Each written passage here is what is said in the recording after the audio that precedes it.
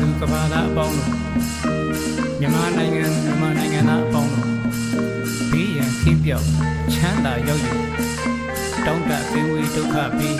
ငြိမ်းအေးကြပါစေဆင်းရဲအပူဘေးရန်အဟုမြူမြမကြကဲပါစေကောင်းကျိုးတို့ရမြတ်မကြလင်းစွာခဏပြေဝနိုင်ကြပါစေမြန်မာပြည်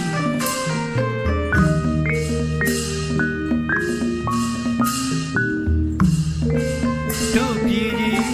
အေးချမ်းပါစေဘုဒ္ဓမြတ်တာဝေဘေးရန်အပေါင်းတွေကင်းရှင်းကြပါစေအမျက်ဆုံးတရားဆောင်တဲ့မြန်မာပြည်ကတ်သုံးပါကျော်လွှားနိုင်စေရှေရနာသုံးပါစီကတ်တဲ့မြန်မာပြည်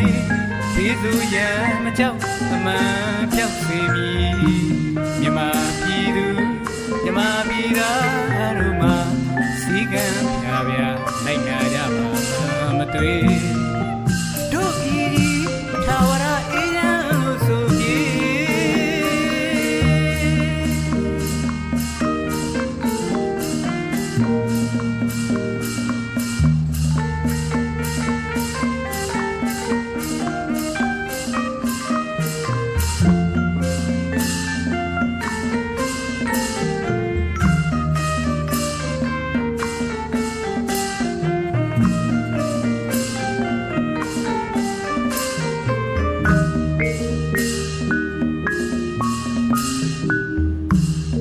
တို့ပြည်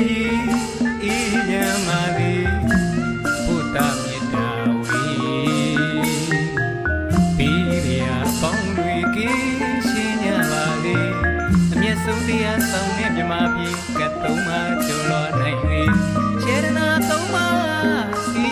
ကတ်တဲ့မြမပြည်ဘေးသူရန်မကြောက်မှန်ပြောက်စေမည်